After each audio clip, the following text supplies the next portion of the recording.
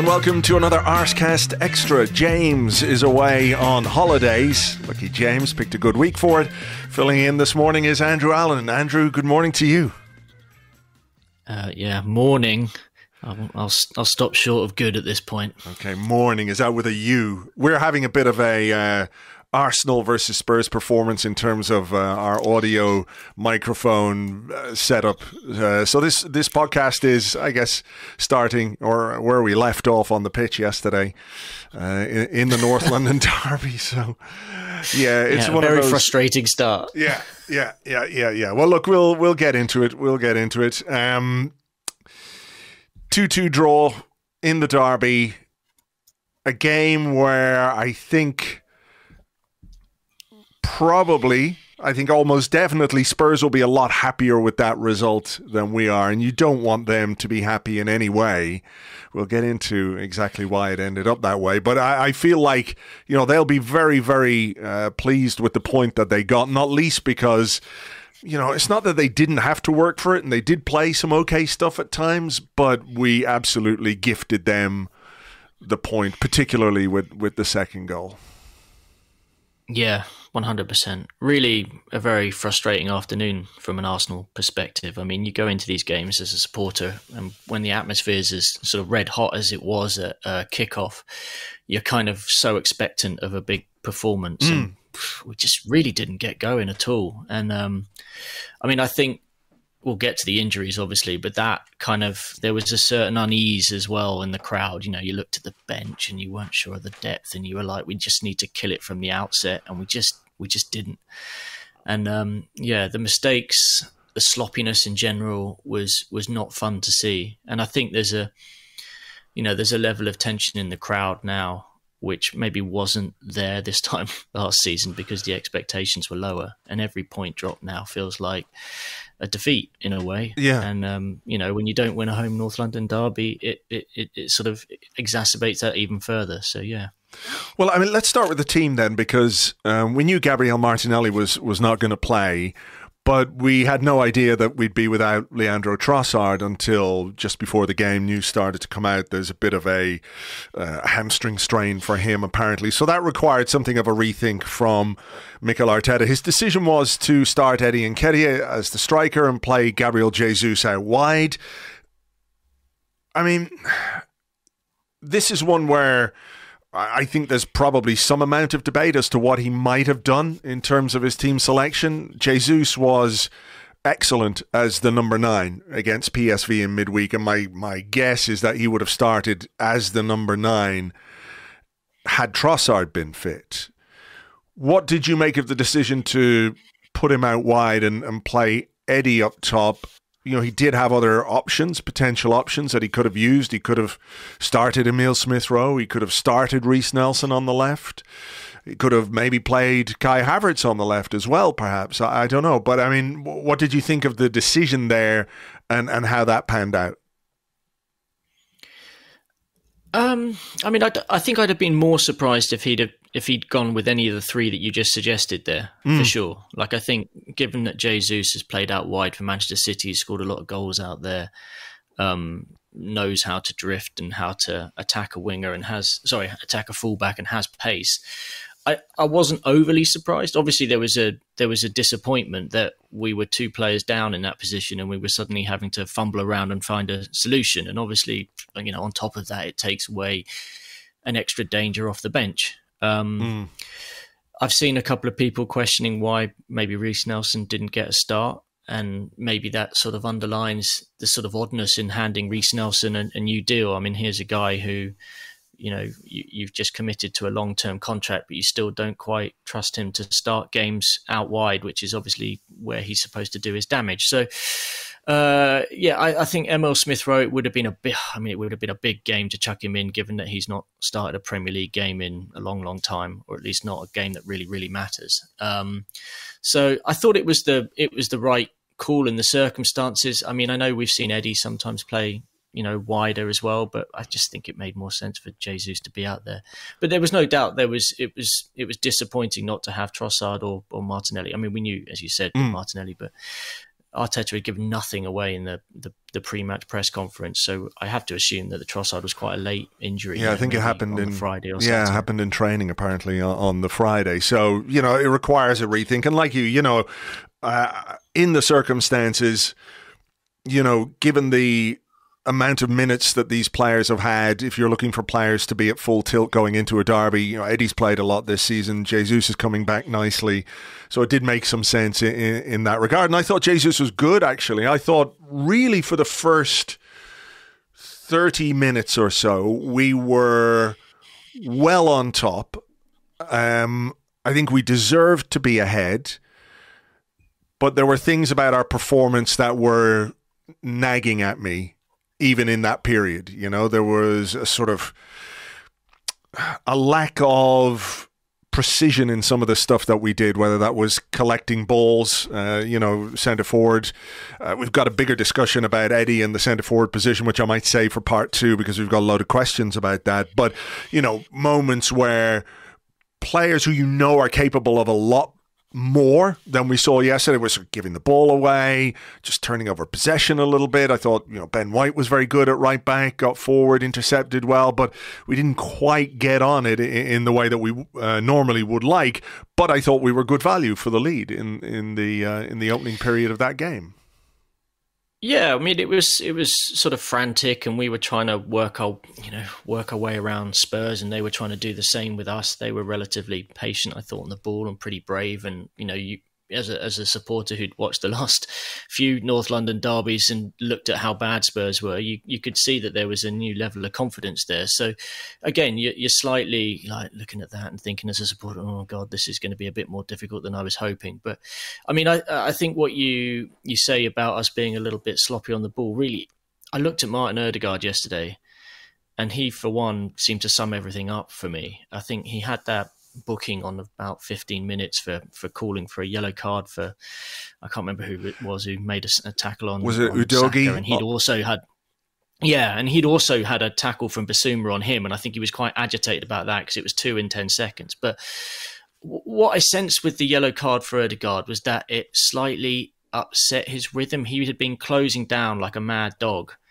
and snapping into challenges, and he suddenly realised he wasn't going to be able to take some of those risks. So he would run around, get near to the player, but not necessarily stick a foot in. And I just felt like he suddenly started to overthink things a little bit. And yeah, I mean, he wasn't great on the ball yesterday, which is a real shame. I think you've raised it was 67, 68% pass completion rate overall, which is way off his best. But also when you look at the number of touches he had, I mean, he didn't really play that. He wasn't on the ball. So I thought Spurs did well to kind of keep him off the ball because they know how central he is to us.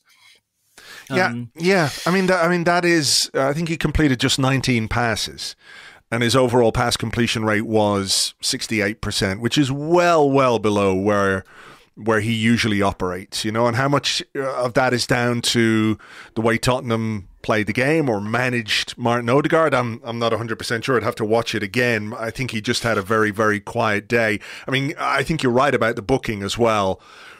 That said, I really think there's something when you look at a situation like that. The guy goes in, commits a really bad foul on Bukayo Saka, gets a yellow card, and I know the rules are the rules and all the rest of it, but the same punishment for Martin Ødegaard for basically just saying, come on, ref, looking to protect his teammate. I think there's something wrong with that. I'm not saying that, as the rules go, he didn't deserve a yellow card. I mean, that is the rule and everyone knows you can't do it, but it doesn't make any sense, really. No, and also, these days they ask that only the captain talks to the referee. He's the captain. Like, you've got to give him some leeway to express his opinion. Otherwise, you're basically saying silence from everybody on the pitch. And I thought that in particular did seem like a weird one because by and large, as the game had gone, he didn't ref it badly, I didn't think, overall. I thought he had a reasonable game. He controlled it. He allowed enough flow. There was a few niggly tackles and stuff, but he didn't let the occasion get on top of him. But that was a weird one, right? It was booking kind of because the law now says we're not going to allow anybody to show dissent to the referees and call for yellow. It was just felt like it had come from above rather than something he wanted to do. But he did it. It affected us, I thought.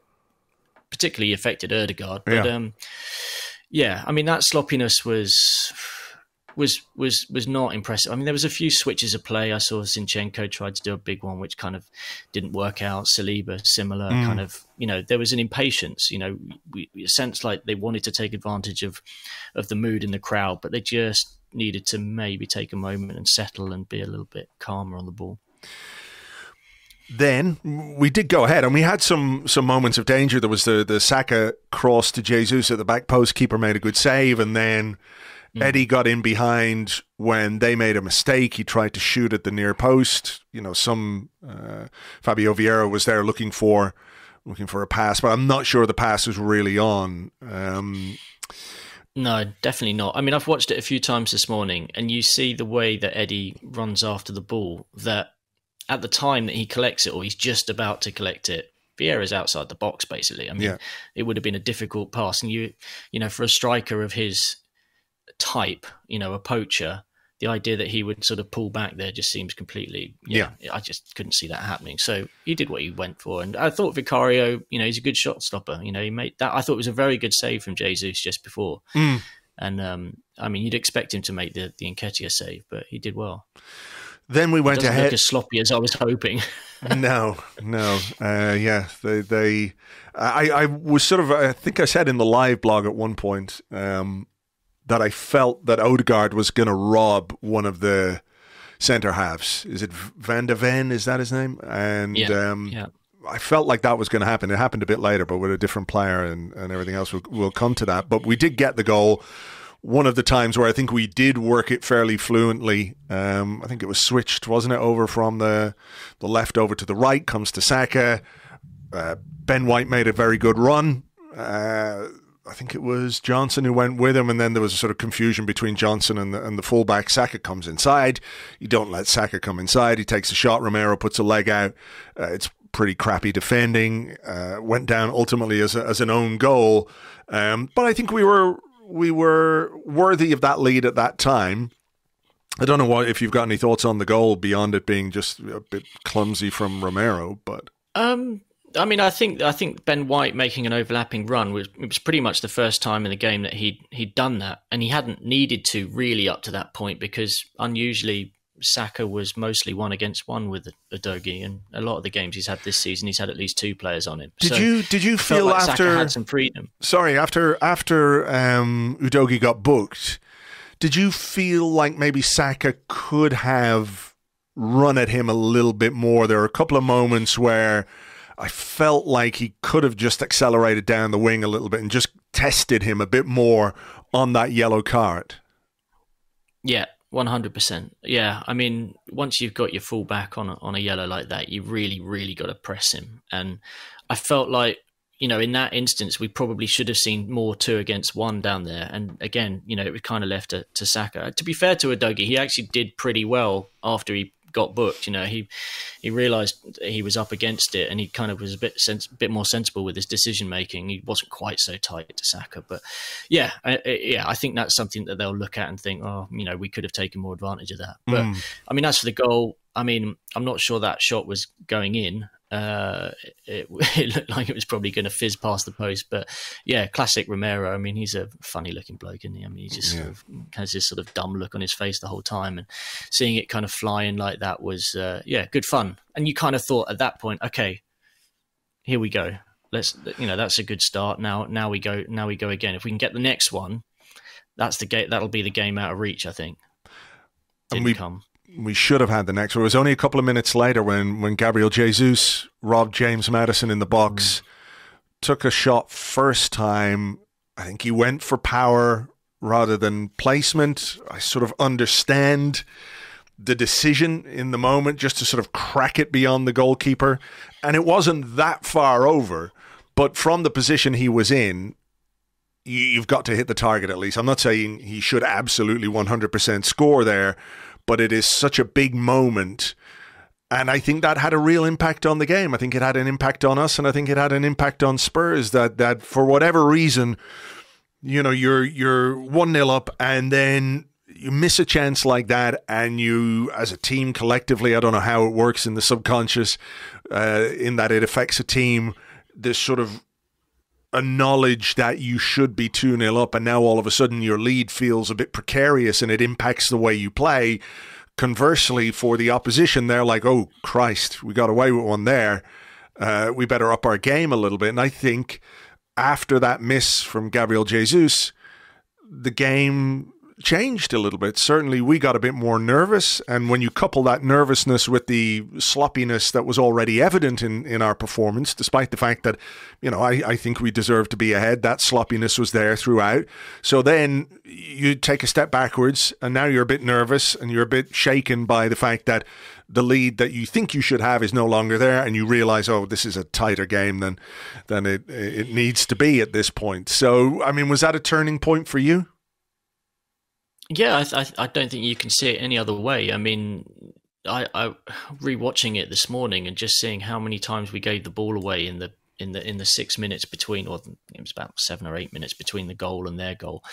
Jesus gave it away, Raya gave it away, Raya gave it away, Ødegaard gave it away, Gabriel gave it away, Raya gave it away. We started trying to play longer, more ambitious passes to get out of places instead of holding on to the ball, looking for the nearer man, keeping possession, slowing it down. It all got a bit frantic and we lost control and allowed Spurs to come into it a bit more. They certainly got more confident and more ambitious. I think Maddison having been caught on the ball, I think he said in his post-game comments, that was a bit of a wake-up call, a real reminder that I needed, that this game is going to move really, really quickly and I can't, nobody can dawdle on the ball. Yeah. And I thought, he obviously came into the game and played pretty well, to be honest, Maddison. I mean, he did. Yeah, he was really good. And I thought, we had a moment when obviously Raya made a fine stop.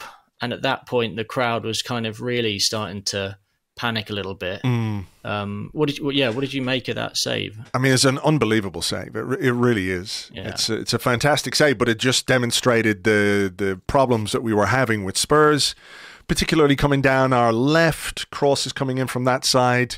It causes a few little problems, but it's a brilliant save. It really is a brilliant piece of goalkeeping. But you're right, that period where they created that chance and subsequently went on to score, we gave the ball away a lot. We didn't deal with things the way we should have dealt with things in that period of the game, and it allowed them to get a little bit of a head of steam, I mean, there's a moment...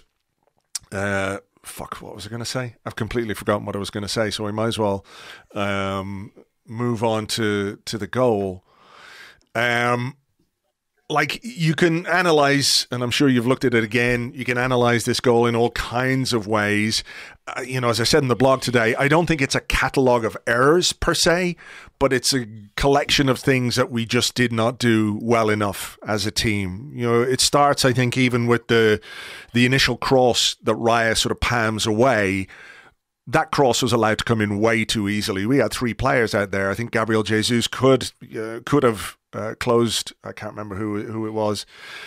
Porro maybe. He could have closed the guy who took the cross, closed him down much quicker. Raya's palm wasn't especially convincing, but he did make a good save. Rice heads it away. Spurs bring it back in. We all love Bukayo Saka, but James Maddison ran off him way too easily there. That was not great defending from Saka. And when the ball came in, I looked at it and thought, Jesus, how did Son get there? Because I think it was Saliba, Rice and Gabriel. If you look back at the replay, the movement is really sharp. He just takes a step off Gabriel and then, attacks the ball and gets a toe on it between 3 Arsenal players. But, you can see how that goal could pretty easily have been avoided. Honestly, I'm not a great fan of Raya kind of keeping the ball in play there from that initial cross. Obviously, there's still no danger of a goal at that point, and Arsenal have the opportunity to get away. Saka getting rolled by Maddison. I don't want to make too big a thing of this, and I'm sure it's more of an in-joke between Saka and Maddison, but Saka using the opportunity of the ball going in the back of the net to use Maddison's kind of dartboard or dart throwing celebration. I don't really like the idea of winding up opposition players unnecessarily. And I'm not even sure if Maddison necessarily saw it, but there was a real kind of Maddison rose to the occasion after that, and then Saka did it again in the second half. And I'm kind of thinking, like, come on, like, do we need to do this? But yeah, it was bad from Saka. He'll no doubt be on the naughty step with Arteta when they review the game today. But yeah, I think you have to hand it to Son. There were 6 Arsenal players in the box. He made the right move. Even the finish is dinked just enough to stop Gabriel getting a foot on it. Hits the post. I mean, it was unstoppable. It was a really, really very, very good finish from Son. But look, when you've got one player there and 6 Arsenal players and their guy gets the ball and scores, then you've got to be disappointed. Absolutely. Yeah. It was unconvincing from everybody involved from an Arsenal perspective. Yeah. Yeah. I mean, not much else happened in the tail end of the final minutes of the game. It was all very, very sort of scrappy and back and forth and broken up by fouls and stuff. And I think at half time, everyone looked around and was kind of like, yeah, that probably, we should be, out of sight here. Not out of sight, but we should definitely have a bigger lead, if not the lead, full stop. So it was frustrating, absolutely. And then, I mean, you're sitting there and you're watching the highlights and you're thinking, well, we've still dominated. We've got, the central midfield area pretty much sewn up, I thought. But the feeling around the stadium when you saw the substitutions coming on, that was a bit of a body blow, I felt. Yeah, I think that took the wind out of our sails a little bit, because you can sort of, okay, we conceded a poor goal to concede, but go in at halftime, try and replicate most of what you did in that first 30 minutes and get on top and exert control and, look for some of your big players to have big games and big performances in that second half. I mean, Spurs would have been absolutely delighted with the fact that Declan Rice went off. And I don't think it's a coincidence, really, that when Rice went off, Maddison had a very good second half. They seemed to, Rice seemed to be more or less in control of him in that first half, bar that moment where, in fairness, it was a Saka error, if you want to call it that, to let him run off him. But there were 2 changes at halftime. One of them obviously enforced, which was Rice off and Jorginho on. Then he said that the decision to take Fabio Vieira off was tactical. Do you think it was tactical in that they were going to make that change anyway at halftime, or the fact that Rice had to go off meant that they needed a bit more presence in central midfield? So a consequence of Jorginho coming on is that Havertz came on for Vieira to give us a bit more stature, a bit more height, maybe a bit more experience in terms of Premier League. That the tactical side of that Vieira decision was very strongly linked to the departure of Rice. Yeah, it's possible. I mean, I think Rice obviously gives you a big physical presence, and that's not just when he's running around in the centre of midfield, but also from set pieces. So if you've got Jorginho and you've got Vieira there, you're suddenly you're lowering the average height of the team by a good couple of inches, aren't you? So I can see why you might have concerns there. At the same time, you kind of think Vieira's not having a bad game. I didn't think, No. He was influencing, neat, relatively tidy. I think he'd made 11 of 13 passes by half time. And he was fine. So to make 2 changes in the centre of the park, one forced and one not forced, it felt a bit it was a big decision, because you just think, well, that the whole flow is kind of going there. All the connections between the back and the centre, so the centre forward positions are off there. I would have liked to have seen Vieira get a few more minutes, and if he felt necessary, then start to bring on Havertz. But maybe it was more guided by set pieces. Maybe, and I think it had a real knock-on impact for what we were able to do, or maybe wanted to do, in the second half in terms of our substitutions, because there was part of me thinking, Eddie wasn't having a great game in the first half, and he didn't have a great game in the second half either.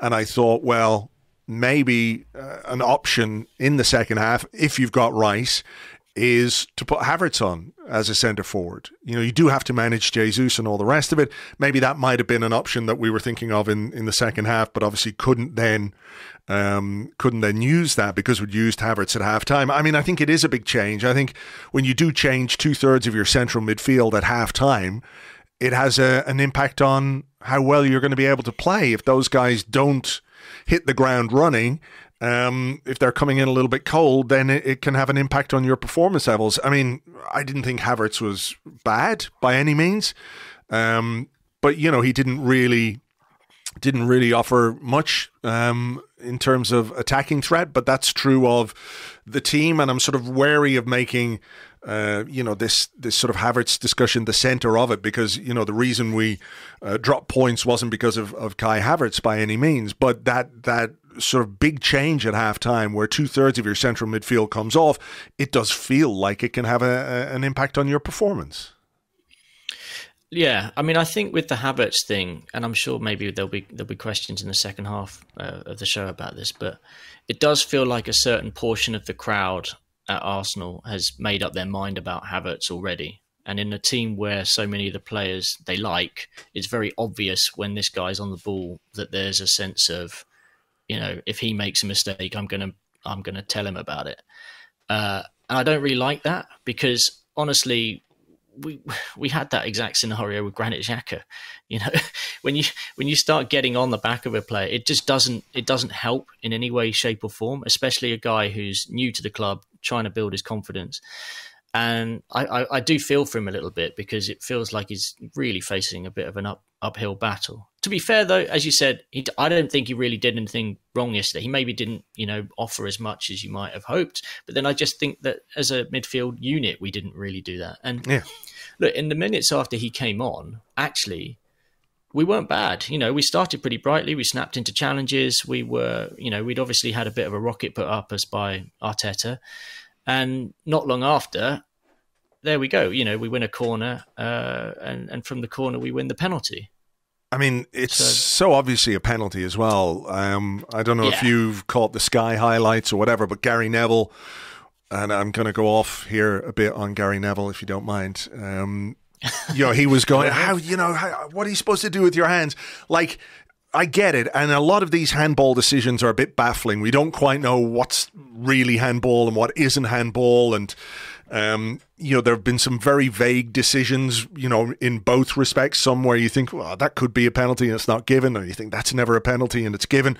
I mean, this one seemed ironclad to me. I don't really understand why it took so much time to come to the decision to make a penalty. Like, as I've said often, my rule of thumb is like, if this happens in our box, what's my reaction? And if that had happened in our box and a penalty was given, I couldn't complain. And if a penalty wasn't given, I'd feel like, holy shit, we got away with one there.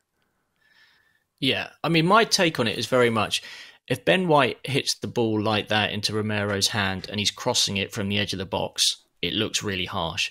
If Ben White, as he is shooting from 3 yards out and the ball is going into the roof of the net and it's stopped by a guy's hand, then you have to give a penalty. I mean, how can you not give a penalty? I mean, the ball is going in. I think for me is where there's a sort of, okay, yeah, maybe it wasn't intentional. And maybe if it wasn't intentional and it was right on the edge of the box or something, you kind of go, oh, okay, yeah, it would have been really harsh. But given the circumstances, I mean, I don't think you can argue with it. No, I don't think so. I don't think so. And look, it is what it is, and the process is what the process is. You know, they came to the right decision ultimately. It's very obviously a penalty. Bukayo Saka stepped up, took it very well, straight down the middle, and we're 2-1 up, and that's the start to the second half that you want. And then immediately we make a big mistake. And this is, again, where I'm going to go off on Gary Neville a little bit. He was, you know, after the goal went in, he was like, I said it lots of times about Arsenal over-celebrating. You know, you've got to get your mind out. There's a job still to do. You know, this team, this crowd, they're always over-celebrating, blah, blah, blah. You know, and it's like, you're a fucking idiot. Like, this has got nothing to do with over-celebrating. That goal had literally not one thing to do with the Arsenal players, the bench, the team, the fans, none of it. Why wouldn't you celebrate a goal in a derby? You big you stupid little man, because you did it all the time when you played in big games or you played against Liverpool. Do you remember that game against Liverpool where he gave it all fucking that? You know, you're thinking, you stupid. It was a terrible, terrible mistake from Jorginho, a player like the last player I would have expected to make that mistake. He dallied on the ball. He got caught. Gabriel was, in a position where he's expecting the ball to come to him because, Jorginho's going to pass it to Saliba. Saliba might pass it across to Raya. Raya will pass it to Gabriel. And Jorginho gets caught on the ball. It's just a horrible, terrible individual error from a very, very experienced player who should know better. And that's the reason that the goal went in. Nothing to do with how much anybody celebrated. So there you go. I can also say that I barely celebrated Saka's goal. I was so kind of tense and sort of, I felt like that wasn't sort of game over. The way Spurs had been playing. I kind of watched the ball go in. I was relieved, but there was a sense, and I think there were some other people around. I didn't really feel like it was wild celebrations. I think also after a long delay like that and a penalty and all the rest of it, like it's not quite the same as a ball flying in open play. But yeah, I mean, obviously nothing to do with what happened afterwards. I thought, for Jorginho, that was a real case of rustiness. So the ball comes to him, just tried to go inside. Do you know what it really reminded me of, actually? When Fabregas scored straight from the kickoff after Van Persie had put us ahead a few years ago. It was a very similar kind of little passage of play where the ball was just broken up and then suddenly the whole pitch opened up straight in front of Maddison. And if Maddison had gone straight forward and put the ball in the inside, of Raya's post, you wouldn't have been surprised. But he made a pass on, finished it off, and it was game on again. And it was, I mean, at that point, you just really wondered where the score was going to go. I'd actually predicted 4-2 to Arsenal prior to the game. And I was thinking to myself, well, 2-2 here, I'm well set. But I mean, it did suck the life out of the crowd a bit again. That's for sure. And it was sort of a strangely tense game after that, albeit one in which not a great deal happened. There was like was there another chance for Son where you hit the side netting? I think Saliba slid in and made a good block. They got a corner from it. And they had one move down the right where I think Gabriel made an interception, the ball coming across to Son. But, it was really tense, obviously, at 2-2. And you're sort of, after you give away 2 goals in that way, you're thinking, well, we could do it again. We could easily concede another goal because we could just make another mistake out of anywhere. I mean, it does seem to be a bit of a feature of our home games. This is a goal we conceded 20 seconds after a kickoff. Where you've just got to control, you've got to manage those periods after you score a goal, or even the early goals that we've conceded in some of the games, right?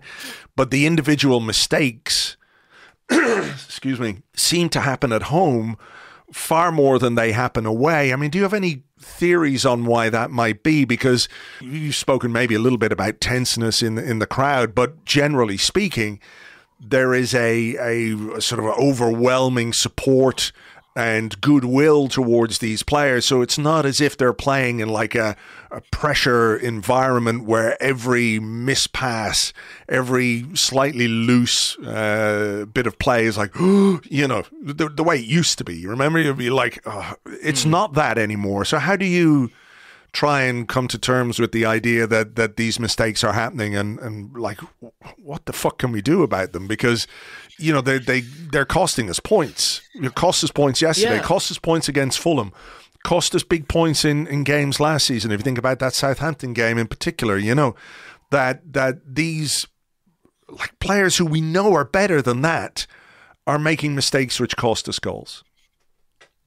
Well, I mean, Arteta was asked in the pre-game press conference about Arsenal conceding the early goals and what he can do about it. And he basically said, I don't know.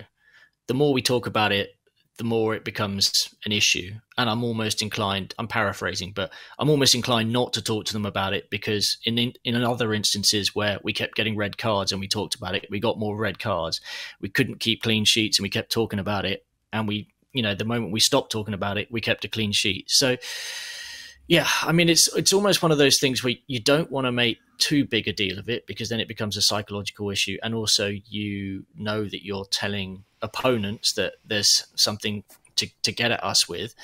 But yeah, I mean, look, in this instance, obviously, just very sloppy individual mistakes. It's the individual mistakes, I think, that are the bigger issue.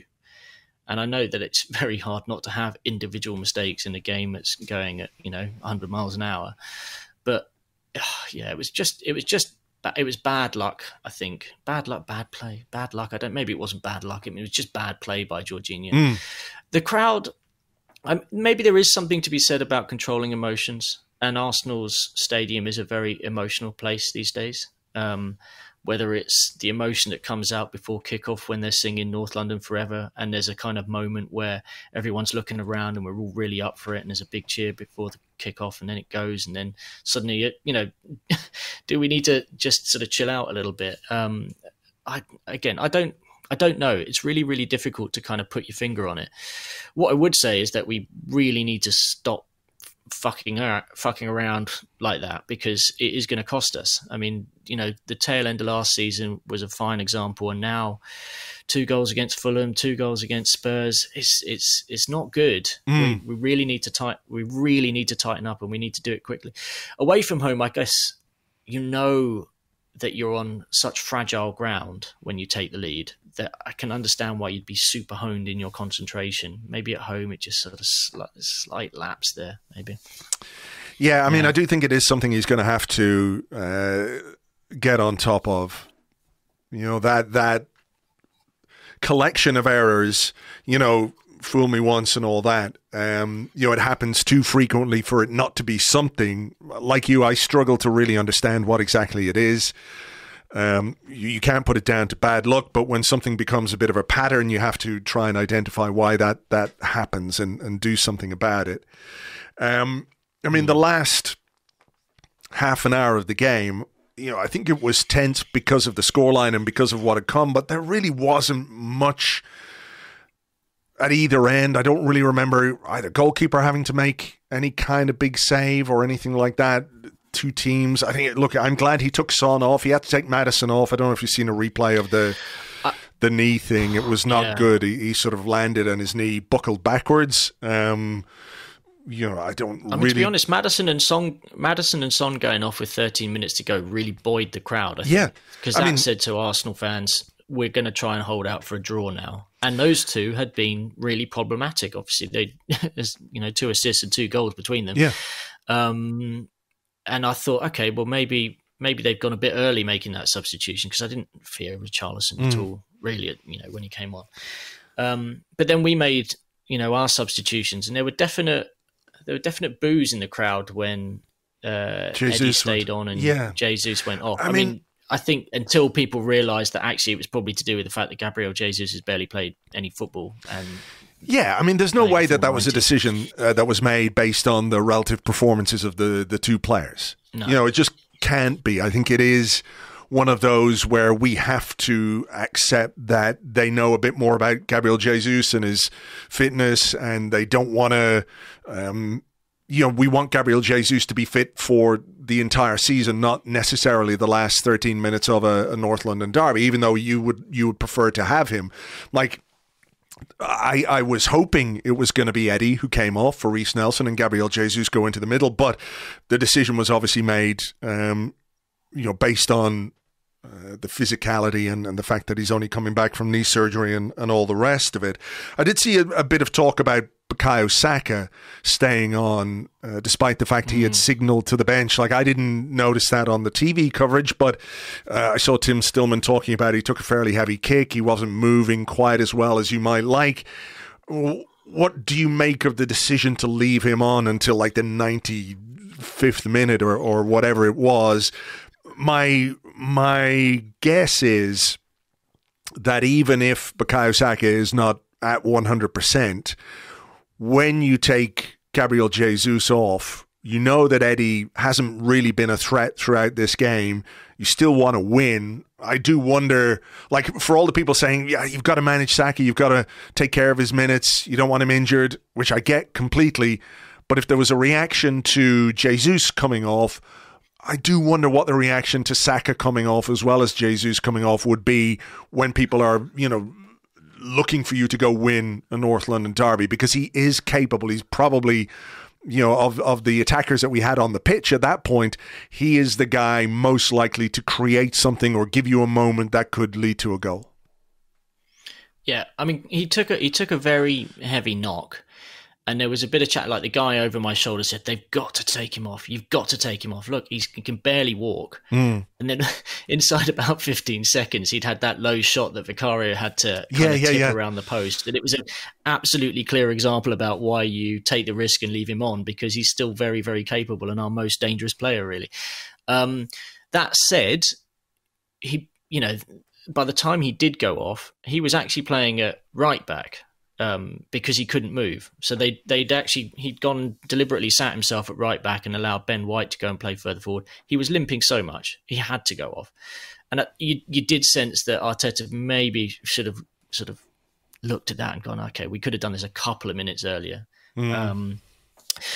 Smith Rowe came on, Smith Rowe very tidy, kind of, I think, kept things ticking over, but it felt like the game was getting away from us at that point. And I mean, it was very, very frustrating all round. Yeah. When you hear 10 minutes of injury time go up, and you know the experiences we've had recently with late goals, there's that real sense of expectation that maybe once again you can drink from that amazing cup of late glory, but.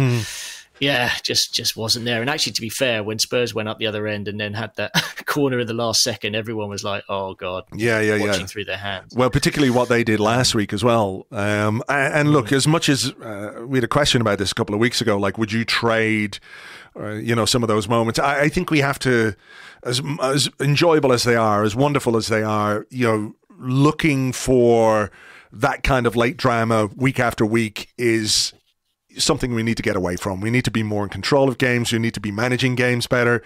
And hope, ideally you're sitting there in 10 minutes of injury time, a couple of goals ahead, and you're not that worried about, what's going to happen. I do think this is sort of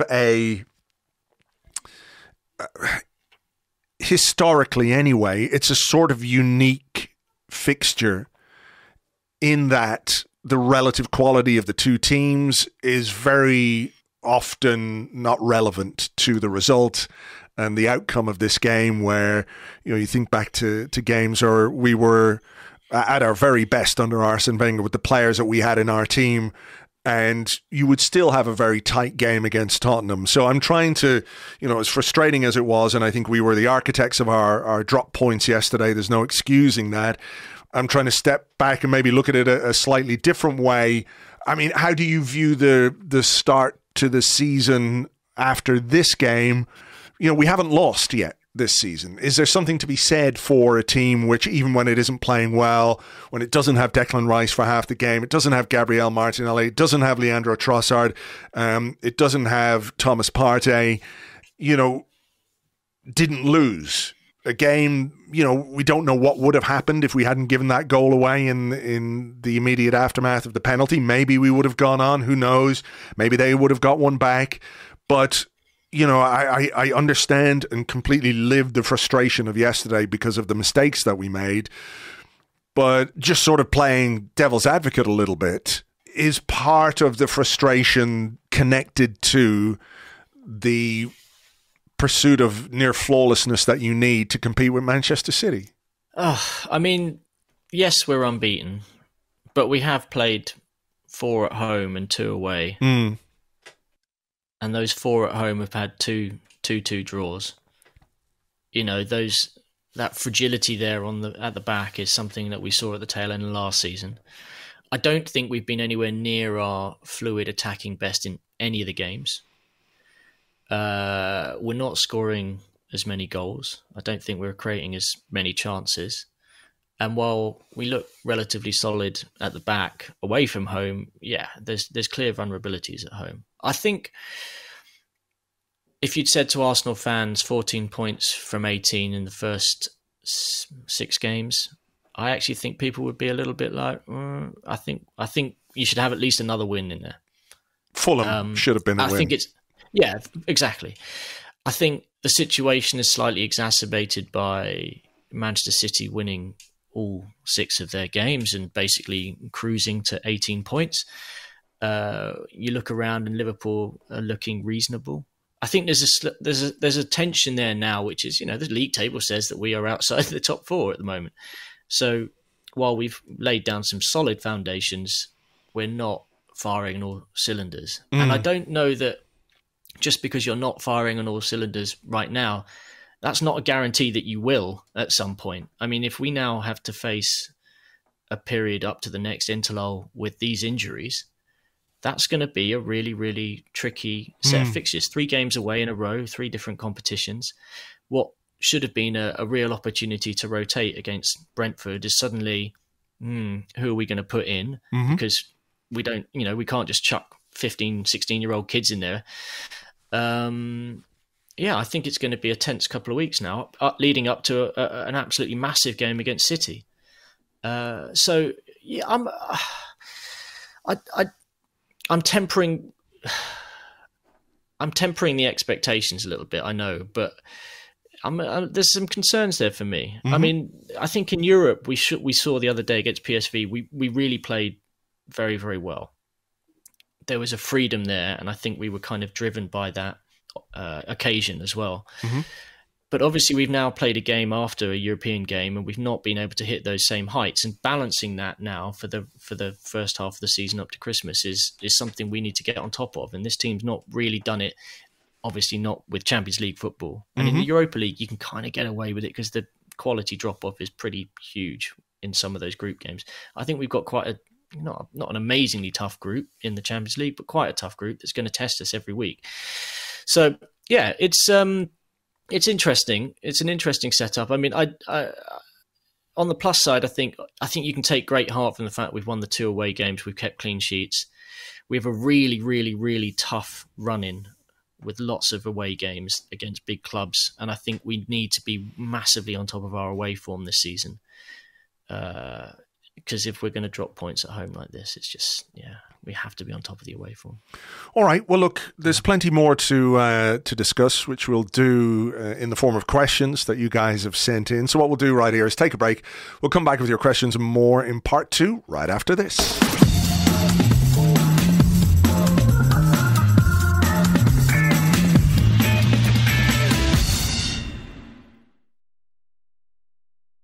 Welcome back to the Arsecast Extra. This is part 2 of the show where we answer questions that you send to us on Twitter at @AllenSport and at Arseblog, also on the Discord chat server, which you get access to if you are an Arseblog member on Patreon. We have quite a lot of questions about forwards and centre forwards and things like that, Andrew. But just to sort of kick us off in that ballpark, Ashley Williams, who's at @A_Williams PhD, on Twitter, he says, distinctly average morning, gents. Is Jesus at 9 the key to integrating Havertz at 8? Eddie is a low-touch 9 who doesn't roam, whereas Jesus is the opposite. It just seems 2 low-touch players looking to make runs, etc. is not working in Havertz's favour. Yeah, I mean, the Havertz conundrum is a big one, isn't it? What does Mikel Arteta want to do with him? Where does he want to play him? Who does he want to play him with? There's just so many questions, I think, at the moment surrounding him, and I really don't know the answer. I think I take on board that point, though. The idea that Eddie doesn't touch the ball much and Havertz doesn't touch the ball much, and therefore you've got 2 players in a very important area of the pitch who aren't touching the ball much, but. Yeah, I don't know. I mean, the weird thing with Havertz is that it feels like we're really, in the Community Shield, he played him up front. Now, part of that was because Jesus wasn't available, but it's a position we certainly haven't seen him play up front since. Hasn't looked at any point an option, even when he's been kind of coming off the bench. Well, I mean, really. he did play a couple of. Didn't he finish the game against PSV up front? And there've been a couple of. Yeah, I guess it was a few minutes in a game that had already. Kind of already been won, wasn't it? I mean, yeah, my thinking is that he still wants him to be the Xhaka guy, doesn't he? You know, he still wants him to play that role. But what you're seeing from Havertz is a guy who his body language is just completely off at the moment. And I think he's being hammered by the crowd. And I think when you saw that shot yesterday that he had, that kind of the ball dropped to him on the edge of the box and his eyes opened and he volleyed it and he slashed it over the bar. And he looks so dejected because, you know, if that goes in, suddenly it's instant hero status, a kind of bit of a sliding doors moment, right? You suddenly think, okay, great, winning goal in the North London derby, brilliant volley from the edge of the box. Here we go. You know, he can settle down. He gives himself a little bit of leeway. But at the moment, you're kind of looking at him and thinking, has he done enough to earn a starting place? I don't know. You know, I think Vieira's been more impactful. Yeah. So, yeah. You then start looking at the bench and you say, well, what does Emil Smith-Rowe make of the situation? That's a position that he could play in and he's not getting minutes and Havertz is being tried and tried and tried and tried. And you've got a problem because £65 million or however much it was is a huge amount of money. And the moment you bench him, the narrative becomes you've benched your £65 million player and the manager is, you know, it's on him and it's on Edu. You know, that money was spent there for a reason and nobody asked them to spend it. We didn't need to let Granit Xhaka go. We didn't need to spend £65 million on a replacement in that position. You could have easily used it somewhere else on someone else. But it felt like we saw an opportunity and we ran with it. It's like you see a coat in the sale when you're out shopping and you suddenly think, I'm going to get that. I'm going to go and get that, even though you'd not really thought about buying that coat before you saw it in the sale.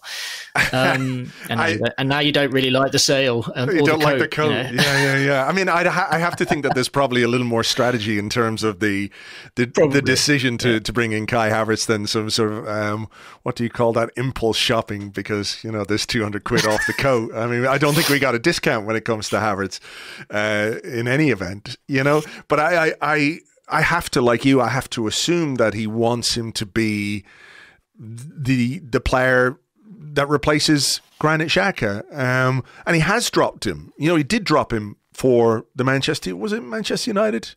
Yeah, he did drop him for that. Obviously brought him back in for PSV, but he did drop him. He did play Vieira there. So that narrative is what it is. I mean, there's another question here. It's from Stan, but not that one. On the Discord. Are you sure? Are you lurking, Stan, on our Discord? Anyway, he says, I don't think it's a coincidence that the game where we've clicked the most this season, PSV, was the one in which Gabriel Jesus started at centre forward. While I assume Eddie only came into the team against Spurs because of Trossard's injury, it raises the question of how we should set up if Trossard/Martinelli aren't available. Is it time to start trusting Reece Nelson or Emil Smith-Rowe to start on the left, if only so that Gabriel Jesus can play centrally, or would you try something else? I mean, I look. There's a wider discussion then about Eddie. Well, we said in the first half we understand why that decision was made yesterday.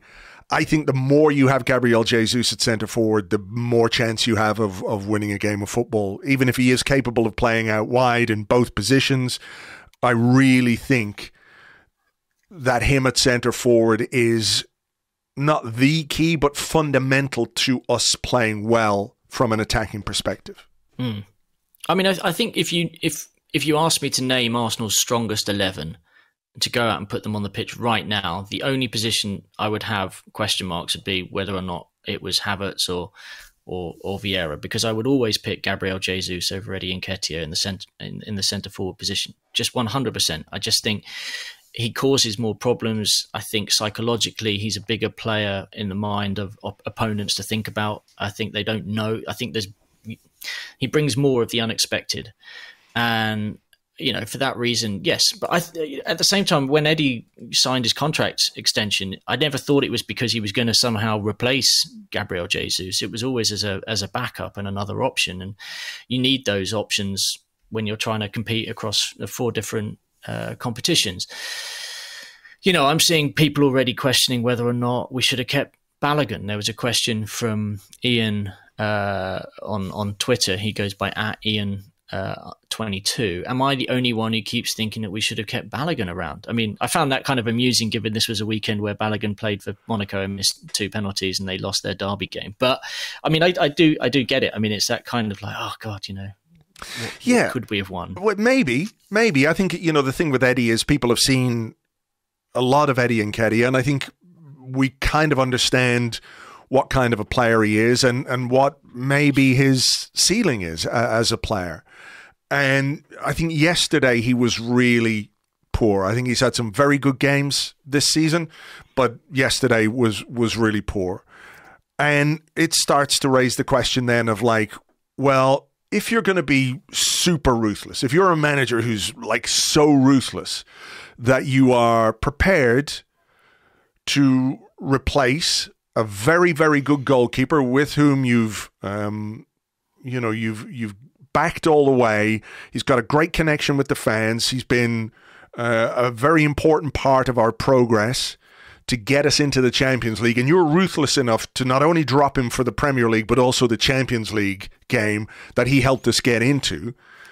Like, if you're going to be that ruthless, you have to apply that to every single player in every single position. And I know you can't do everything in one window.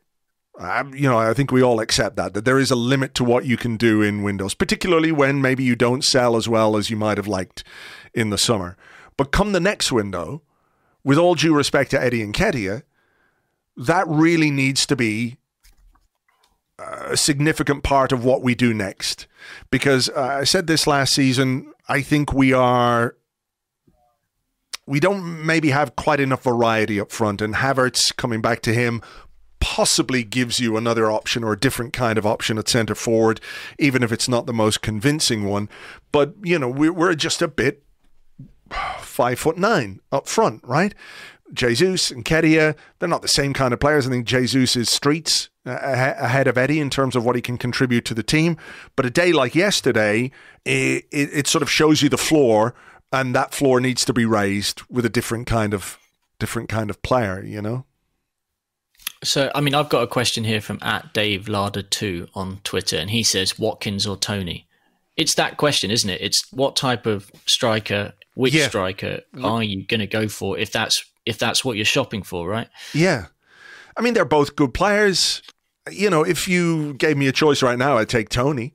For sure, I'd take Ivan Toney. I think there's a sort of contitude about him that this team could really use, and I mean that in a good way. He's a very, very good striker. He's good in the air. He gives you a physical presence up front.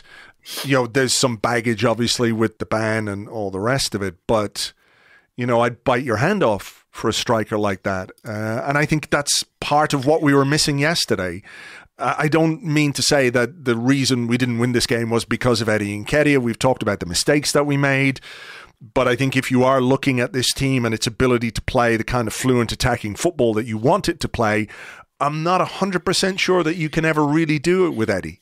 Eddie gives you what he gives you, and I think he's improved, and I think he has, he works hard and he trains hard, and he's a good lad and all the rest of it.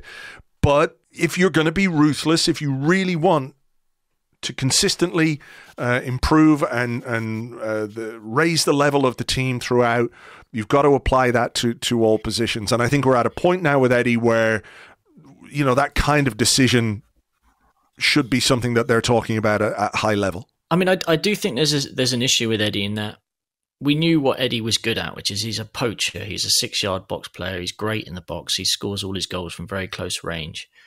And in the absence of Gabriel Jesus last season, we obviously started asking him to be far more of a hold the ball up, build up kind of play involved player. And in a way, it feels as if some of his qualities, what we've done is we've turned Eddie Nketiah into a sort of second-rate Gabriel Jesus, as opposed to maybe playing to some of Eddie's kind of key qualities. Because let's be honest, yesterday he didn't really have any chances whatsoever. I mean, one chance where he created it by pouncing on a loose ball, but otherwise it's not like he was in the 6-yard box hacking at chances that were coming to him. Yeah. He didn't have anything. He was really feeding off scraps. And I think there's something there in that. If we're going to have him on the pitch, you kind of need to give him some service, and we didn't really yesterday, and he suffered there. So yeah, I mean, I'm really curious to see if we do shop and who we would shop for.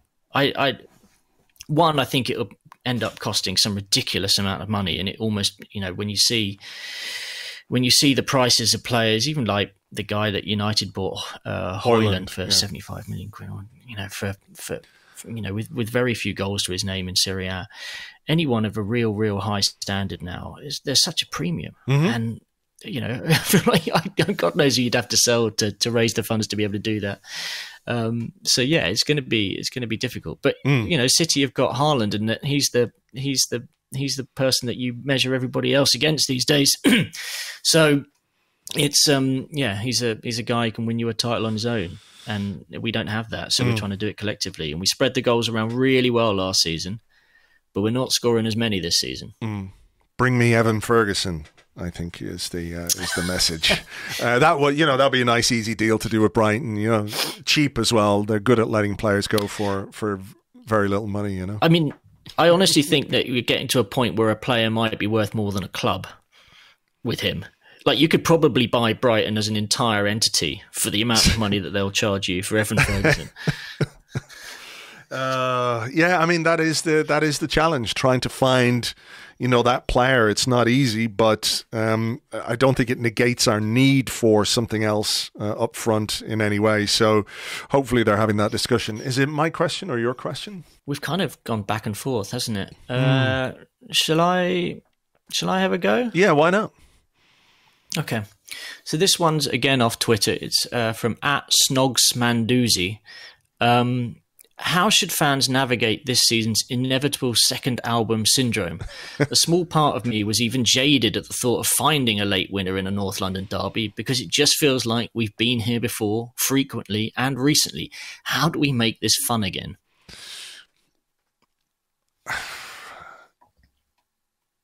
That's the thing about expectation levels. They sort of they take fun out of it. I'm not saying last season was a free hit, but it was so enjoyable because it was also a little bit unexpected, to go on that kind of run, to be as good as we were, to, everything was a groundswell. It's sort of like a rolling stone gathered lots of fun moss, and we all sat and smoked the moss and got high as kites, and it was fucking great, But this time around, it's different. It is different. I don't know, I don't know what to suggest to anyone, because, like we said, we haven't lost a game this season, but it still feels a bit fraught because of some of the performances and some of the errors and the bits and bobs that we're seeing. So I don't know if it can be as fun as last season. I do wonder maybe if last season will exist on its own in some way as a kind of collective, I don't want to say a high point, but something that we all enjoyed until such point as, the wheels came off a little bit and we fell away.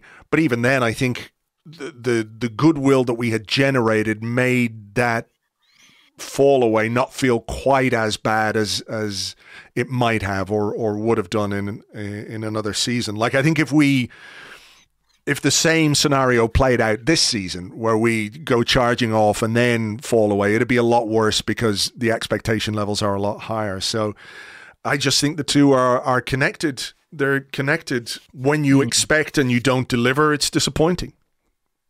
There's no way around it. I think the free hit kind of comes in the Champions League, doesn't it? Like, that's where you can have your fun, because no one's expecting Arsenal to win the Champions League.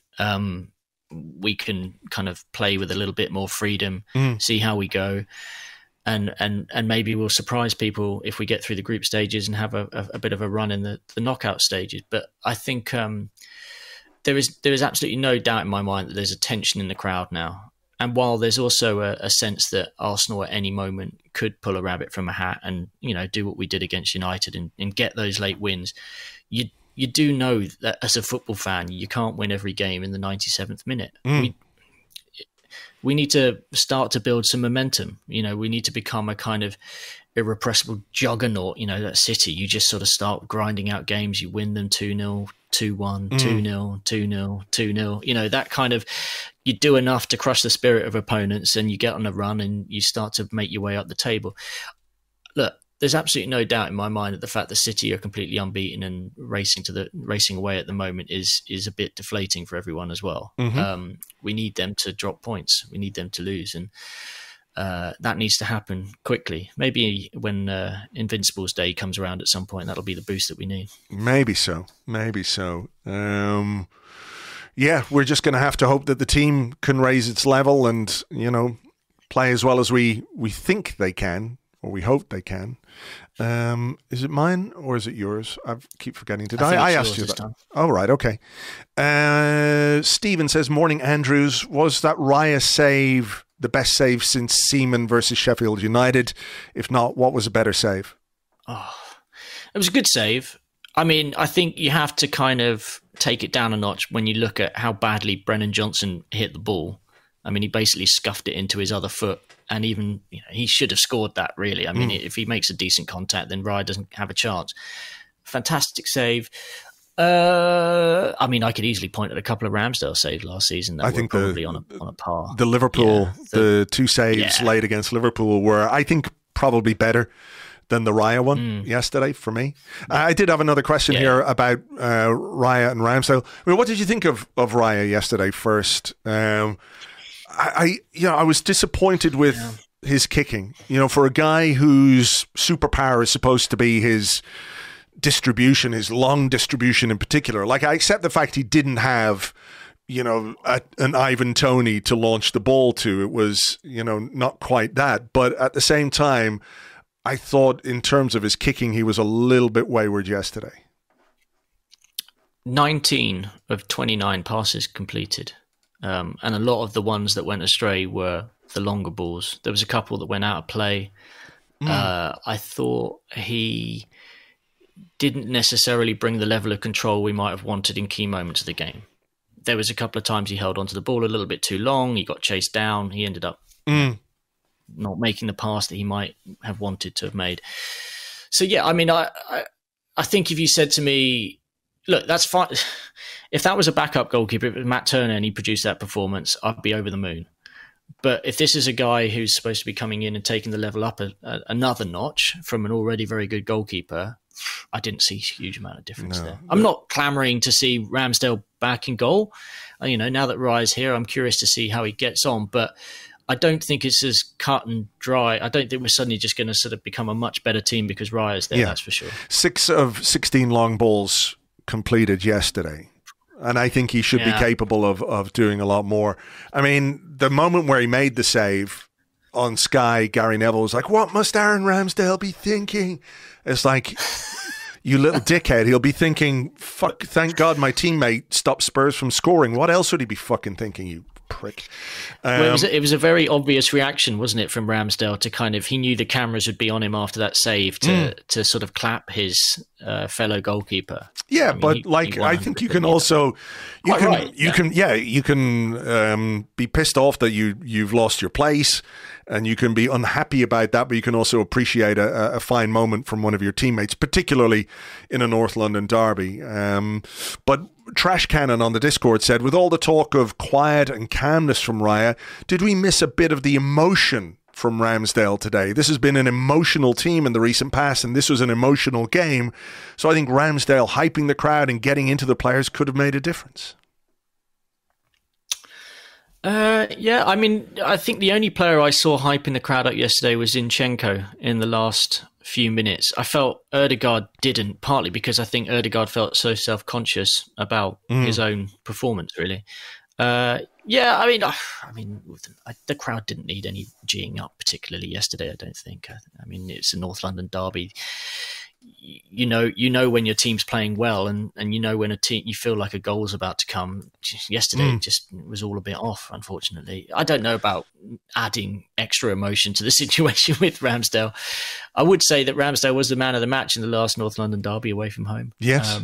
Produced great saves in moments that mattered. He's been there, done it, win those games. So we'll see. I mean, I think I assume that Ramsdale will be back in the team now on Wednesday for the Carabao Cup game at Brentford. Yeah, I mean, we had a question about that as well, yeah. Well, it's a game that nobody will ever see, probably, because it's not being broadcast in the UK. So I've got no idea whether anyone's going to be able to get a stream of that. Let me just have a look here and see, is it on TV somewhere in the world? Let's see. Yeah. Brentford versus... It is on some beIN Sport channels in France, Australia.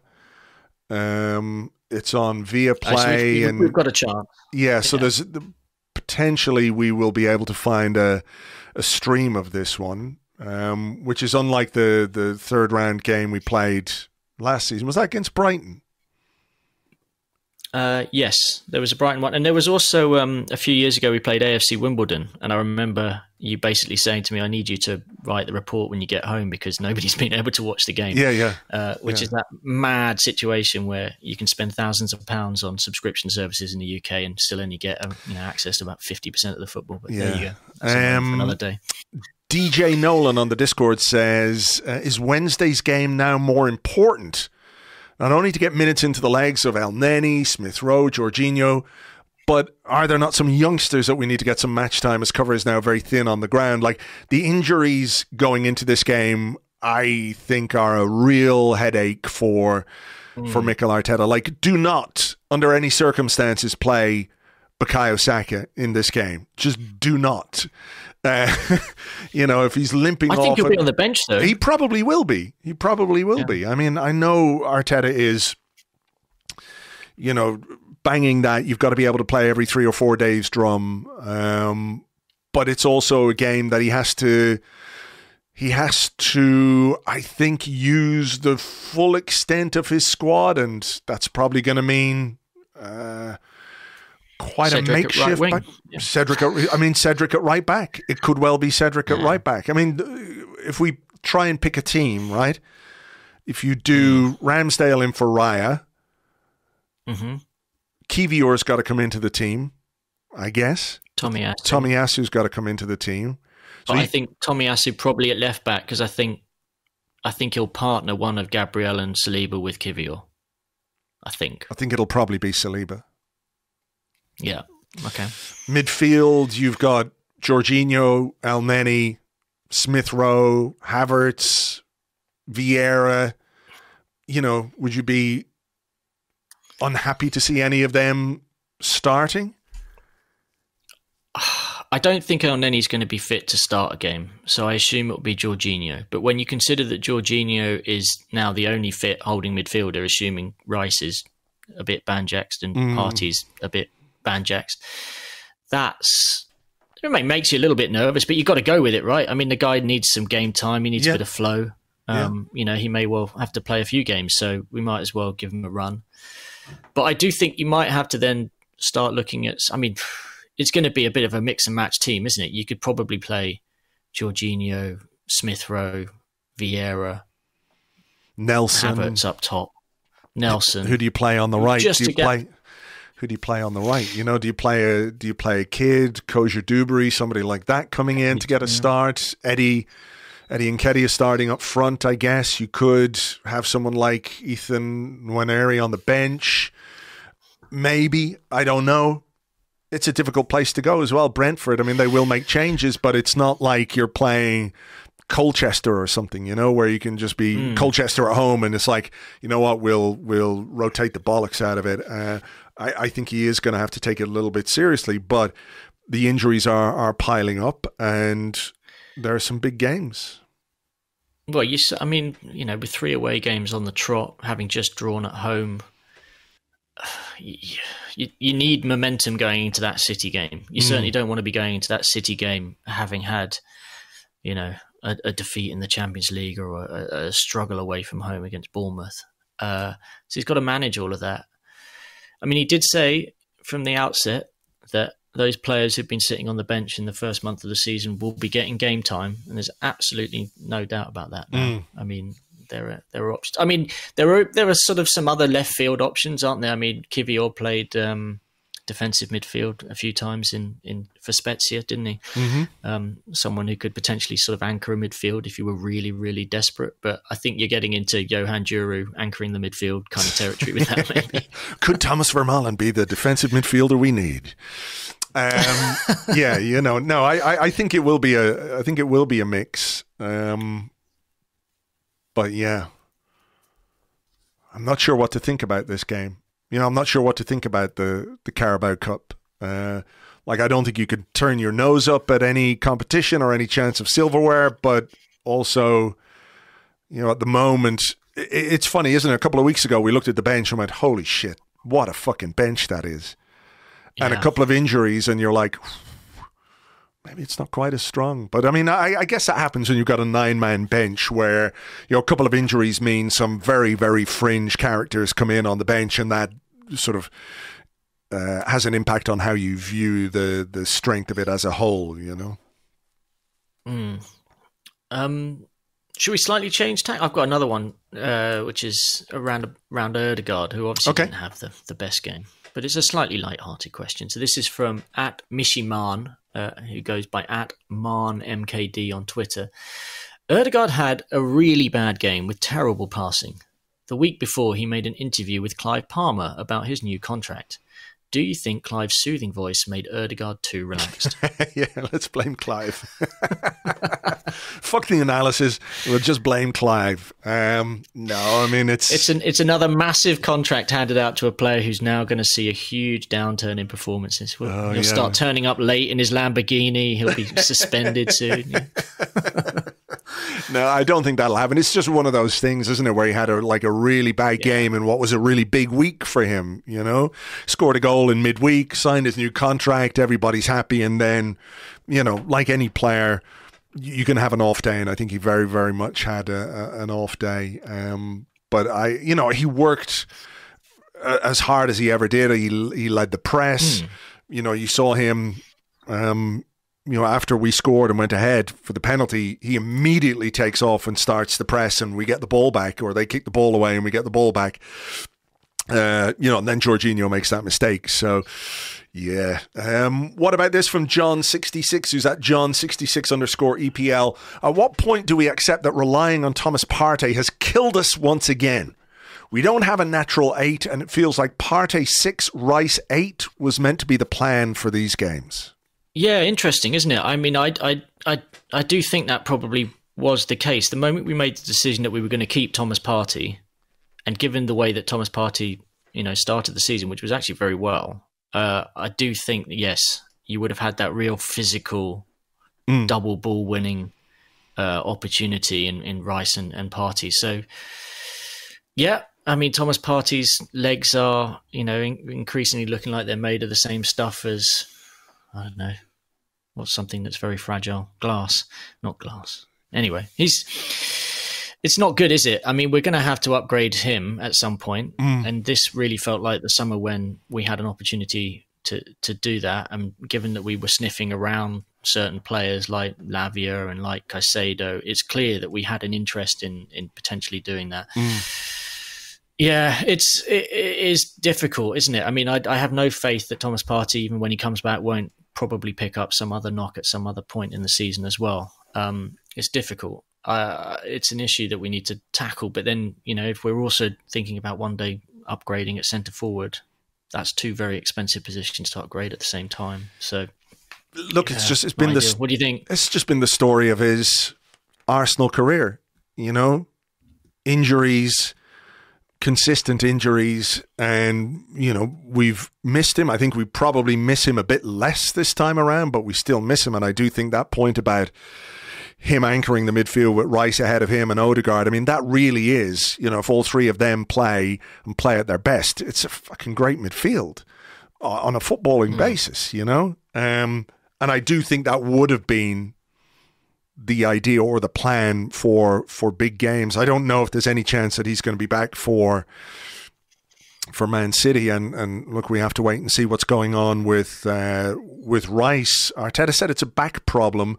They said on TV he had his calf was strapped up, and I was watching James's video this morning, and he was saying that he sort of had a calf problem when he arrived in the summer, and he's been not nursed through, but they've been managing that pretty carefully. So if it's a double whammy of a calf and back, who knows? It could be just that his calf is strapped up anyway. So maybe it's not a calf injury, but could well be a back injury. Back injuries are, as we saw with Saliba last season, unpredictable. They can take quite a long time to heal. So we don't even know if Rice is going to be available for the Manchester City game at this point. So, I mean, you certainly wouldn't want any more injuries at this point. No. Any more injuries to that, to who we are now going to be leaning on to start games is almost disastrous going into that City game. Yeah, I think. Because it's now become a game because of the gap that's already there, that one you can't afford to lose. Mm-hmm. Even if we beat Bournemouth and assume that City beat Bournemouth, I mean, that gap will be huge if City beat us at the Emirates. Absolutely huge. I'm not saying it completely rules us out of a title challenge, but, how do you overhaul what would it be, a 7-point gap? It's 4 now. Yeah, if they want, how do you overhaul a 7-point gap on Manchester City? That's a lot of pressure. Mm-hmm. Pressure plus expectation plus points gap to Manchester City. Oh, it's going to be fun in the weeks ahead. But look, maybe the immediate impact of the derby, makes things look in the cold light of day a bit more grimy than they actually are, and a couple of good results and a couple of good performances, and we'll be thinking about things a little bit differently. So let's hope we can get that, particularly against Bournemouth, not so much against Brentford in midweek, which I don't know is going to be any real marker for what lies ahead, but certainly a trip to Bournemouth is next on the agenda in terms of the Premier League. But look, I think we've sort of done what we needed to do in terms of questions and analysis of the derby, so we'll leave it there. Andrew, thank you very much. Thank you very much. James will be back next week. You can join us a little bit later on this afternoon on Patreon. We will have an episode of The 30 for you, in which we look back at all the weekend's Premier League action. Plenty going on. Newcastle going goal fucking crazy against Sheffield United, amongst other things. So join myself and Phil Costa for that over on Patreon, patreon.com/Arseblog. For now, we'll leave it there, and we will catch you on the next one. Until then, cheers. Bye-bye.